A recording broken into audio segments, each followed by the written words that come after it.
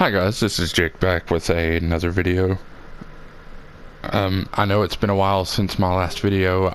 I've not really been too motivated to make videos here lately. And honestly, if I've not been motivated to make them, odds are they wasn't really going to be good.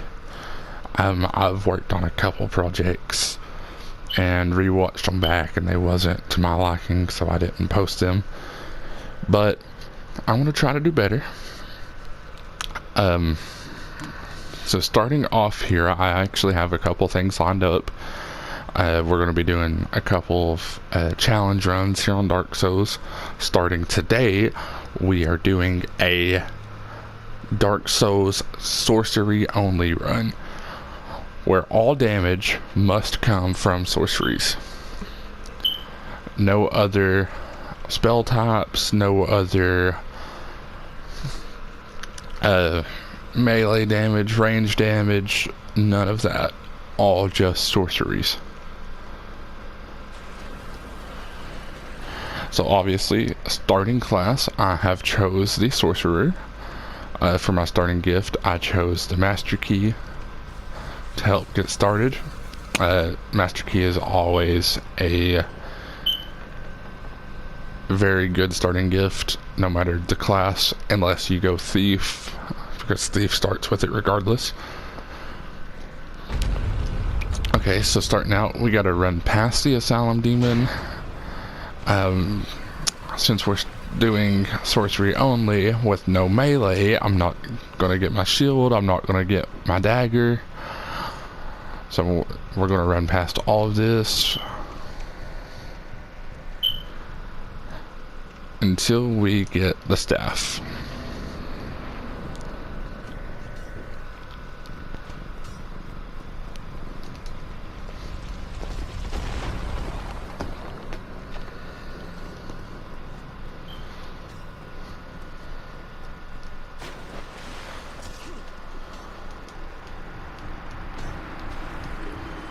So there's a flask and F2 east key.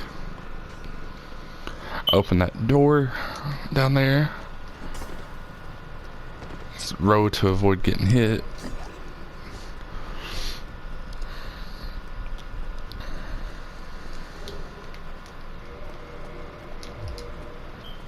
And here is our catalyst.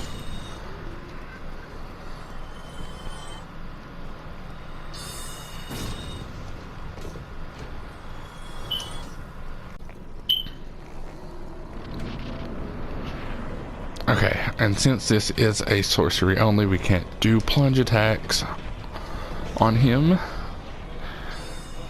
And sorcery won't take too long. We started with 28. So just cast a few spells here. Avoid trying to get hit.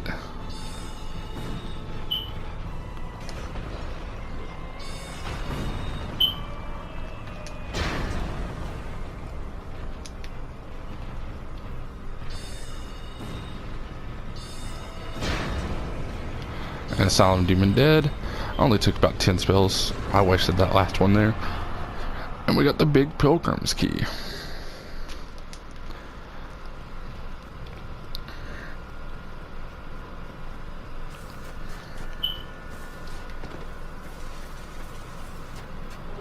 Alright, pick up those souls there for extra souls. Go ahead and pop them.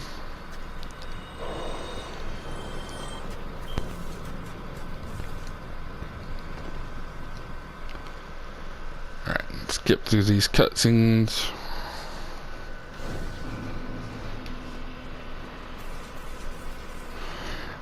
Okay, and sorceries scale with intelligence. So since we're doing sorcery only, we don't need to worry about strength or dex. So we're going to be leveling intelligence only, along with endurance, vitality, and attunement. That is our stats we're going to level up this run.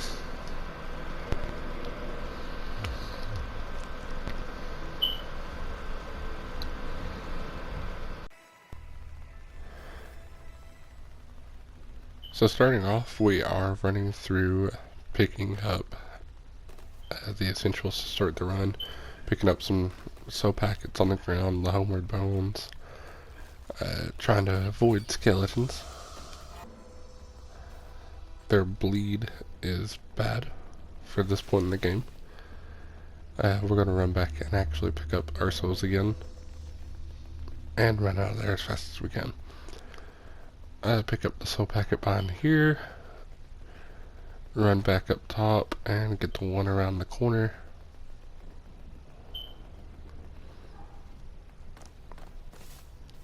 And then now we are going to make our way down to New Londo Ruins. We're going to get the soul packet around the corner there by the elevator. And now we're going to run and get the Firekeeper soul. Equip the homeward bones for easy use. There you go, pick up the Firekeeper soul. We'll work back to Firelink. We're going to use the Firekeeper soul. And now we're going to run towards Valley of the Drakes and pick up a couple items to actually get this run started. So starting off, open the gate there, that soul packet. Run down the bridge to the dragon, pick up the packet in his hand. Avoid getting hit by those drakes. We're going to run up here and activate this elevator to get this bonfire in Darkroot Basin. Now we are going to run back and grab the red tearstone ring. What this ring actually does is at about 20% HP remaining, you get a buff to all damage types. That includes spells. I'm actually going to be using that somewhat in this run. We homeward bone back or pick up the Grass Crest shield. What that shield does is, as long as it is equipped in either hand, two-handing it or not, you get a stamina regen increase. So we run up through here, we're running to Undead Parish, avoid getting hit. Run past Andre, we are going to rest at this bonfire, and we are going to use all those souls we just picked up to level up some.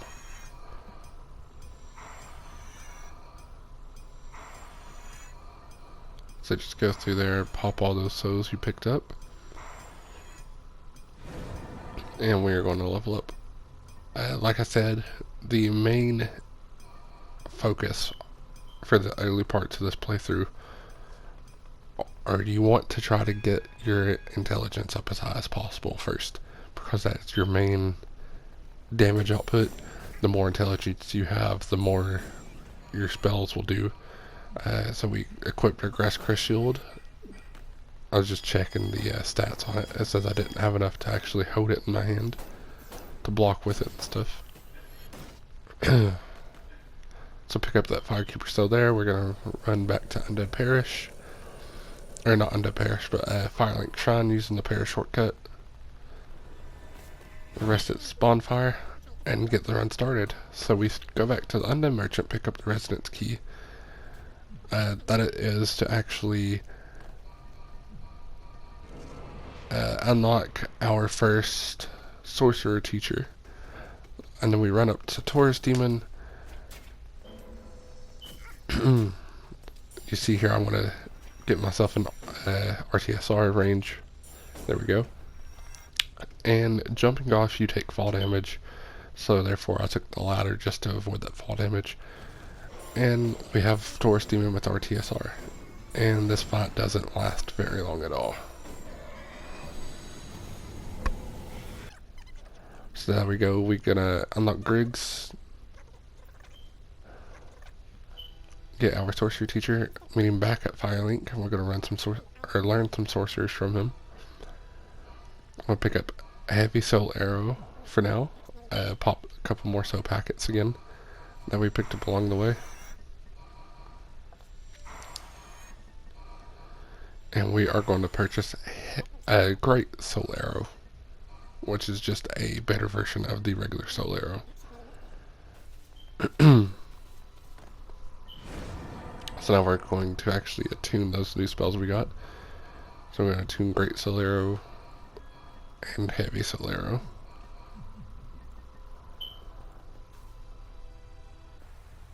And time for the boss gauntlet. Our first victim for here is Moonlight Butterfly. Moonlight Butterfly deals pure magic damage, so I've actually died a couple times trying to do this fight. But as long as you avoid her attacks, then you're actually pretty good. It's mostly a ranged fight. Every now and then she would land, so therefore you have to do it without locking on at that point. Up next we are going to run back to Griggs to pick up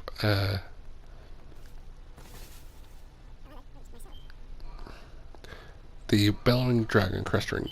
What that ring does, once it's equipped, it actually boosts the sorcery damage even further. Alright, so next we got Capra Demon.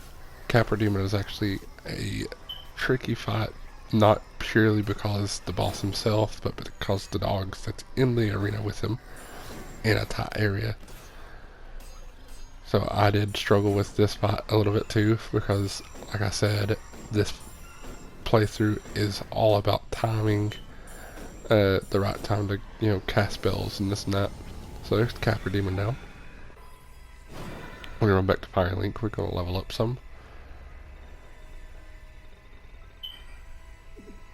And up next is the Bell Gargoyles.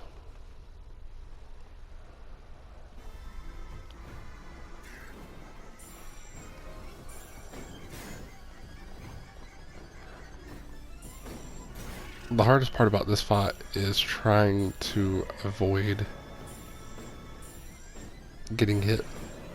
I mean, at this point, you know, with the amount of intelligence I had at this point, my spells were doing massive damage. As you can see, I was doing about 250 per hit. So we ring that bell, we go back to Griggs, pick up Great Heavy Soul Arrow, level up a little bit. There we go, 30 intelligence. I made my way down to Pinwheel, so I can actually go for the Silver Serpent Ring. What that ring does is it actually increases the amount of souls you gain, you know, passively, by killing enemies, killing bosses. And I picked up the Mask of the Mother, the Mask of the Mother there off of Pinwheel. So here I am picking up the covetous Silver Serpent Ring, and we're going to homeward bound out back to Firelink.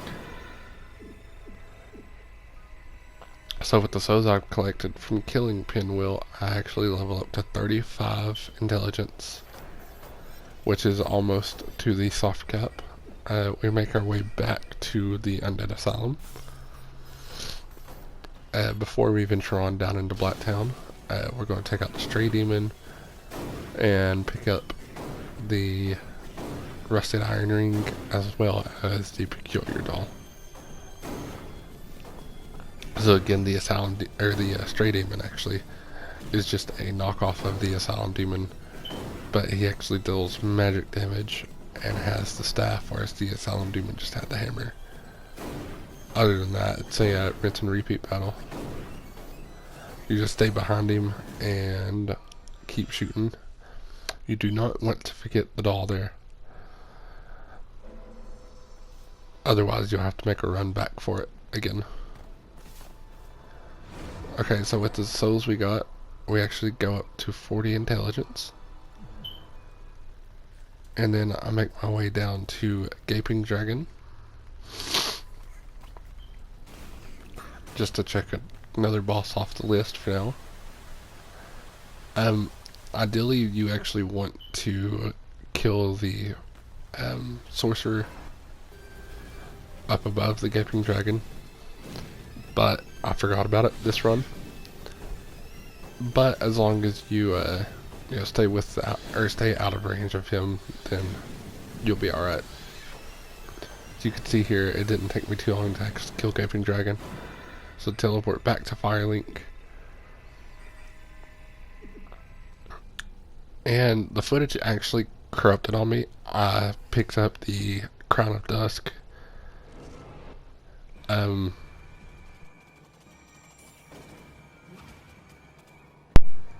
It is another means to boost your sorcery damage.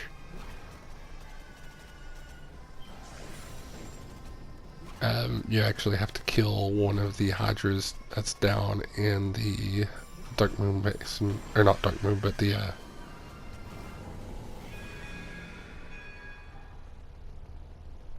Dark Root Basin.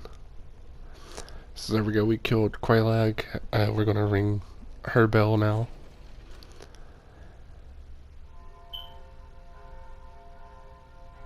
So that's both bells.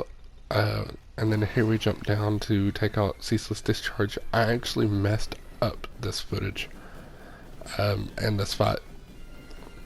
What you're supposed to do is you're supposed to run back here in the corner and pick up the robes and then make a dash straight for the fog wall in order to do this easy kill Ceaseless. I actually took too long running back and he killed me on the way back.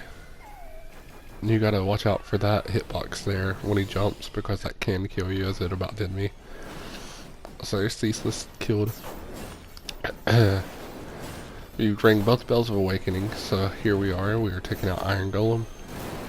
And yes, a lot of footage did get corrupted with this playthrough. I am sorry about that. I actually rescued Big Cat Logan, which is the master sorcery teacher, and I purchased the homing soul mask from him. So here we are taking out Ornstein and Smo. Every playthrough I do, I usually take out Ornstein first because he is quicker. He's harder to avoid.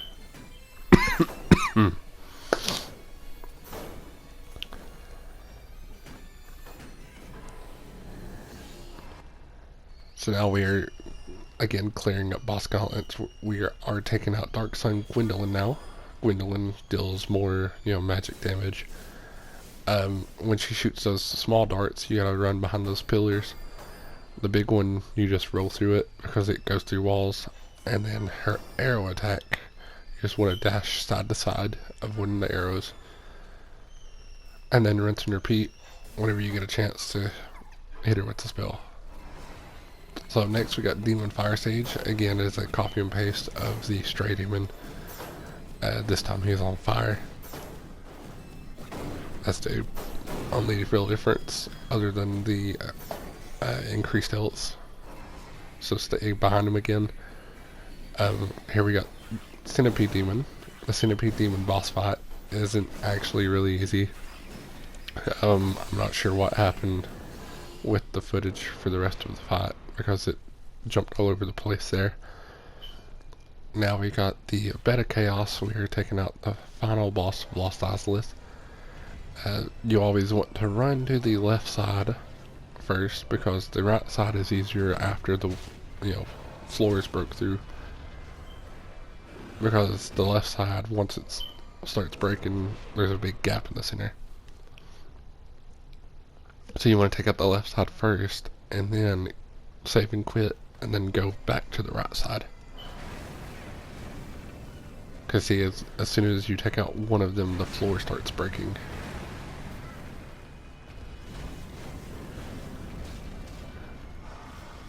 So you can just roll into them, it breaks them. The same and quit again, and now it's the final segment for the Bed of Chaos. This time you just want to make a dash straight for the center and avoid getting hit.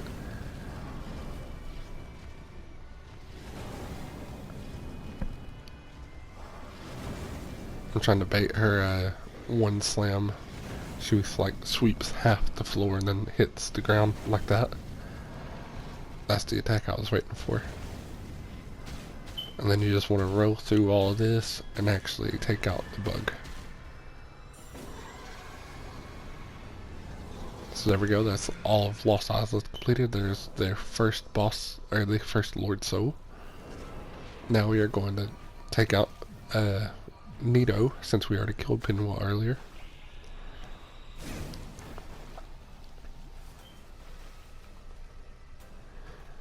Nito has his little skeleton crew. They can be a pain to deal with, as you see here. But I've actually picked up Soul Spears off of Logan and Griggs, which deals more damage. His miasma attack like this, you just want to block, because it usually lets you, roll through it. And then you just want to keep spamming him with Soul Spears. Avoid getting hit when possible. So up next we got Sif, the Great Grey Wolf. Sif's a really easy fight. You just want to avoid getting hit because he does deal a lot of damage whenever your HP is low. And then just keep shooting with those spears. So now we got Seath, the Scaleless. We are actually taking out this boss to finish up Logan's quest to pick up a couple items before we actually take out the rest of the bosses for the game. I was just making sure I had the right rings equipped. Wait until Seath gets close, smack his crystal, and then just start shooting him. Seath is actually weak, or not weak, but a little resistant to magic. But as you see here, magic is still doing really good damage against him.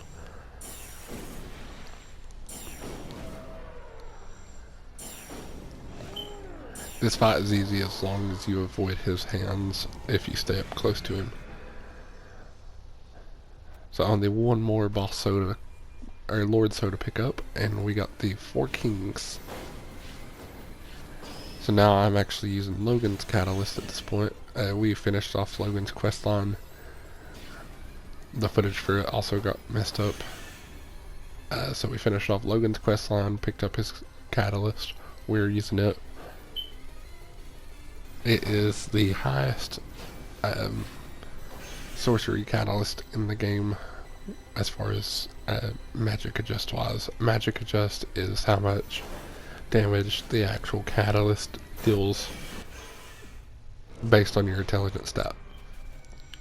So there's the last Lord Soul. We're clearing up the last of the bosses in the main game.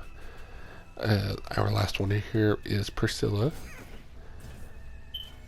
Priscilla is not hard to fight by no means, as long as you avoid actually letting her bleed you.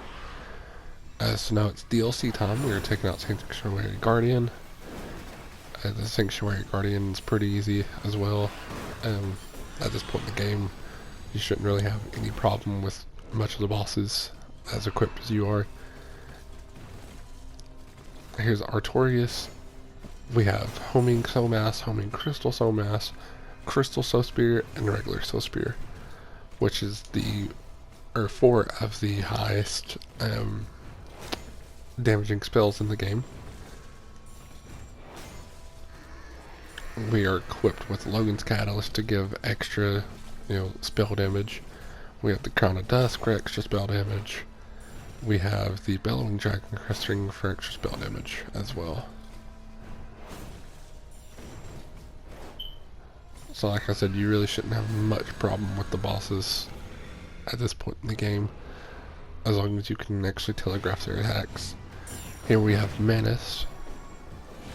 Manus did actually take me a couple tries because I haven't fought him in forever.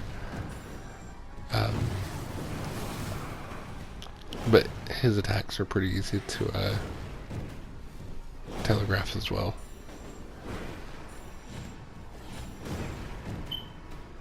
He does deal a lot of damage with that combo right there, so you gotta watch out for it. The best way to avoid it is just to gain as much distance from him as possible.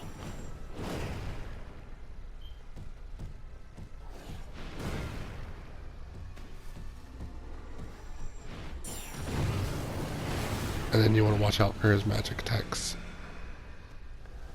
So last up we have Calamite. In order to actually fight him, you have to go encounter him first in his arena, and then go speak to Hawkeye Goff, which is just right outside of Artorias' boss arena, and he'll actually shoot Calamite out of the air, wounding him just a little bit, just so you can actually go and actually fight him. Calamite actually isn't as weak to magic as I initially thought. I forgot his resistances, but as you can see, like I said, with all of our magic boosting items equipped, he goes down easy. So now last up we have the Lord of Cinder himself,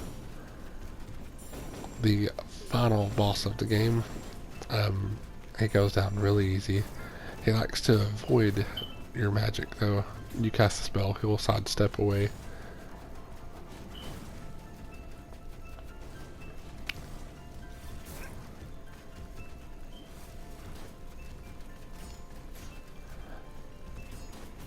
There's an easy way to parry cheese him like that, but I didn't really want to do that for the full fight. So there we go, that is the last boss of the game.